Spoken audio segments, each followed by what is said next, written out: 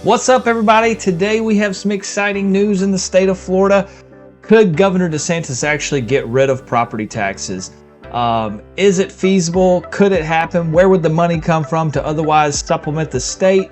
Let's dive in and talk a little bit about it and see if I think it's something that could actually possibly come down the pipeline. Other states have property tax exemptions, mainly for senior citizens and things like that. So this would be a large sweeping cut of property taxes. We don't know what it would look like yet, but let's do a little speculating and see what we think. As always, if you like this kind of stuff, please like and subscribe and follow along.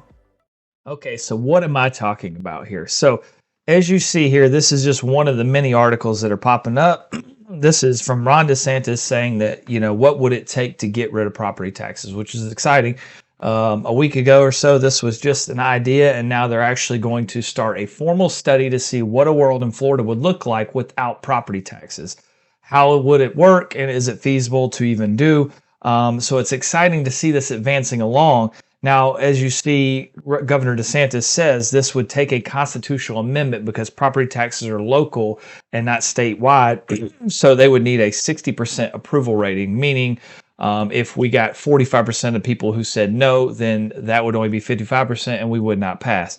Do I see a world in which 45% of people or 41% of people do say that they would love to keep property taxes? I don't think so, unless it's something that has other legislation tied to it or something that is just egregious and could not pass.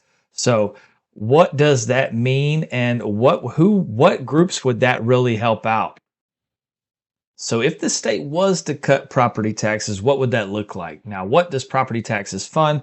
A lot of public works, services, things like that, could be roads and things of that nature. So where would that money come from? Now, the state is largely funded by tourism and state sales tax. Now, state sales tax varies by county, which has other taxes roped into it. It would likely mean that there would be an increase in state sales tax. And if anything were to happen to the tourism industry, say bad storm season, things like that, that the state would be negatively impacted. The other side to this is that we are in an economy where the housing market is on a decline. Both price and days on market are up. The average days on market are at 55 days in the state of Florida, which is up.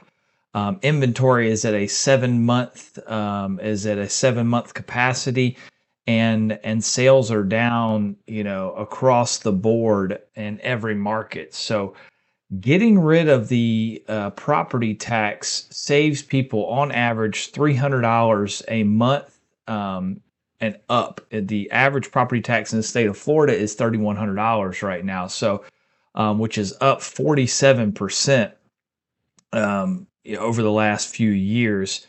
So it would save people an average of $300. Now, people who are on fixed income would obviously benefit the most. Would this spark the housing economy in the state of Florida? Absolutely. Does it make Florida's economy much more appealing? I definitely think so. We will have to see if it would offset, but I think in the economy that we're in and the housing market that we are currently in, with the cutting of property taxes saving people on average of $300 a month, I think that it would drive the Florida housing market. I think if I were paying attention to this right now, like I definitely am, and it got to where I thought this thing might close, or if I was on the fence about a move to Florida, I think that I would definitely probably be off that fence and move in that direction. I think this is going to be huge for Florida's economy, so be paying attention. Now, I think the number one question is obviously, do we think that Governor DeSantis can pull this off? Do we think the state will get it done? I think there's a big push politically in the state of Florida right now with Governor DeSantis and and the office that's going to be popping up. So I definitely think that this is going to be a legacy item to try to get pushed through. So I would not be shocked. This would save a lot of people who are on fixed income, and it would definitely spur the economy in the state of Florida because there would be this would just put heads and tails Florida above a lot of other states, and it already is. So this would probably again help real estate, tremendously, as well as a lot of people who are on fixed income and already living in the state. And I think they would be the primary target to help. But the subsequent audience that is helped by this would be everyone across the board. So I think it can get pushed through. I think you're going to be surprised, but the formal study starts things, and I would not be shocked to see the end of this year something coming up. So I look forward to reading every article that pops up and hoping it's going right. And I hope you guys enjoyed this.